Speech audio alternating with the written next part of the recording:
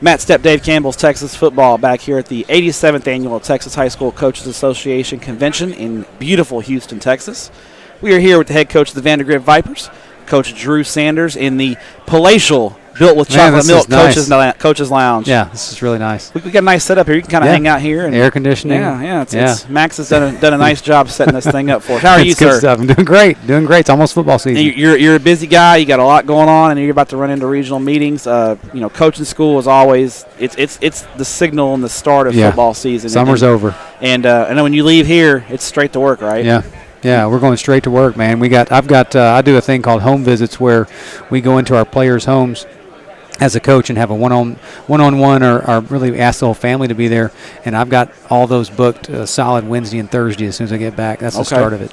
There you go. And then I guess you get to bring the freshmen in a little bit early. Mm-hmm. August 5th. How nice is that for you to be able to take just the freshmen and kind of work with just them and kind of get them organized, right? It's really good, I kind of liken it to rookie minicamp. You know how the NFL does it. There's a reason they do that. And so I love the rule change. I thought that was really good. They're acclimated. They're ready to go. They feel more comfortable. And I actually get to know the freshman names. In a big program like ours, there's so many of them, it's hard to. Because when they all came at once, you had to take the varsity coaches with the varsity and then the JV. They were all split up. That's now right. You guys can take all your coaches and that week really get down to the details. When we can really evaluate them. In the past we'd have to kind of go off our middle school's evaluations, which we appreciate their evaluations, but you kind of want to make your own too, right? Because kids have changed, kids have gotten bigger, stronger, mature, right? Yeah. And so now we get to do it ourselves, and it's been really fun. Now we look back to 2018, and you guys really broke through last year with a wonderful season. Memory serves, 11-1. 12-1. 12-1. Get that. That's right. 12-1. You lost in the third round to an eventual state champion, which there's no shame in that. But 12-0, starting out the year, winning the district. Do you feel like that was the kind of thing that you can take this and kind of just continue to build that in the future? Because you guys have been a winning program, but it seemed like last year you guys took it to another level. Well, you sure hope so, right? Going up to 6A, we were had a 12-win season. We had a 9-win, a 12-win, and an 11-win in 5A. And then all of a sudden, boom, you're 6A. And so we had to kind of recalibrate a little bit and figure out how to be successful, what it took. And so we went from 6 to 7 to 12. So I'm excited to see now hopefully sustained success at the 6A level, get past the third round. We finally broke through to the third round, so hopefully that. But I think it definitely brings confidence to your kids knowing that you can play and go far in the playoffs now. And obviously to Austin in 6A, everyone, the talk is always with Lake Travis and Westlake. Yeah, is that something? Yeah. They've done, those guys, their record speaks for themselves, and I know you want to get in that conversation. But do you guys kind of feel like on a level, even in your own city, where you're a little overlooked because all the attention's on Lake Travis and Westlake, and is that maybe your kids have a little bit of a chip on their shoulder with something to prove? Yeah, that's probably true. They definitely are going to talk about those two programs because they've been around longer, and obviously one state and all that stuff, and Westlake with a lot of the famous players now that are in the league and all that. But I think that for us, just trying to build up our program and develop a brand, I think we've done a really good job of that. We've only been around 10 years, and I think we've to even be mentioned in the same breath of guys that have been around for 50, 60 years, I think is a good accomplishment. And then we'll continue to work to strive to win our first state championship. I think when you win that first state championship, then all of a sudden people look at you a little differently. They speak of you in hushed tones, right? Yeah. and I also think, from your perspective, it's probably a challenge because you're in a fast-growing school district with a lot of growth, and trying to it's challenging to maintain that level of success year after year when you're dealing with in a district with a lot of growth. It is. You have. That's one thing that's different is we're not a single district like the other districts that we just mentioned. We have 6 high schools now, and so what's good for us has to be good for them and so on. So there's a lot of things that have to be considered in a multiple school district. Now let's look ahead to 2019.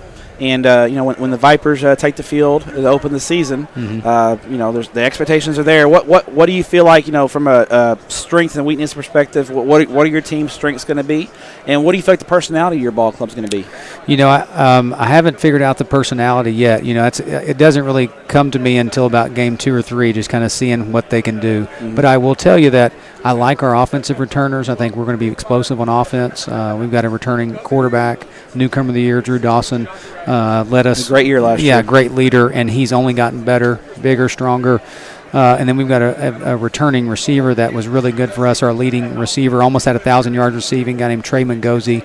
And so both of those guys right there will lead the offense on our offensive side. So I think our offense might be a little bit more experienced than our defense, but our secondary might be as good as we've had. I really like our starters in the secondary.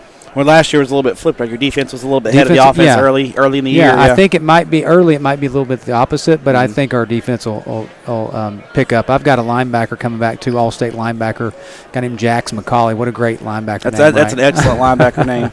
And it's J-A-X, too. There so you go. That's really it's a little tougher. Jax, J-A-X is just a little tougher. And so, you got to love Jax. But those defensive guys, I think, will keep us in games as we kind of develop some of the newer talent. And I'm guessing you guys are confident that the newer talent can develop. I mean, I know you guys have had success at all levels. You feel pretty good about the younger we were able kids? to win district in all of our teams, and that's a very tough district to do that in. So we're really proud of that, and we think that the kids kind of expect to win. So hopefully they'll step into their new roles and go play.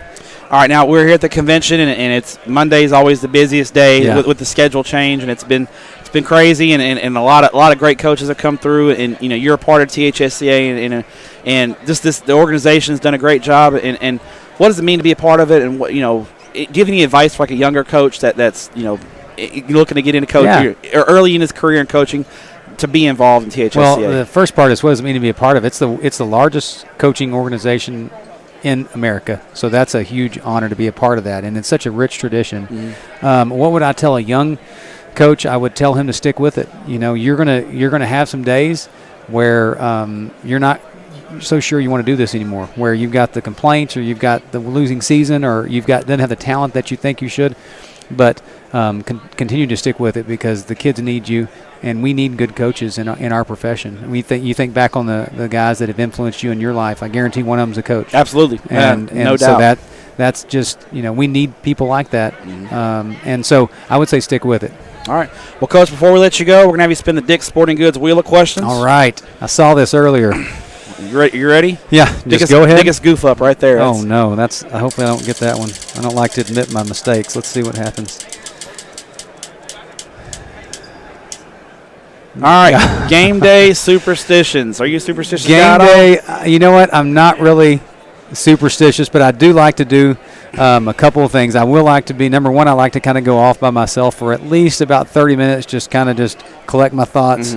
That's probably number one. I don't know if it's a superstition, probably more of a ritual? routine. Yeah. Okay. And then I'm very particular. Once we start to win in a certain outfit, like a gray shirt and black pants or whatever, we will stick with that outfit until we lose. So those are probably a couple of things that Drew Sanders will do. Okay, I had one coach who he was superstitious about uniforms at times, and after they had a close loss, they didn't wear white on white for like 2 years.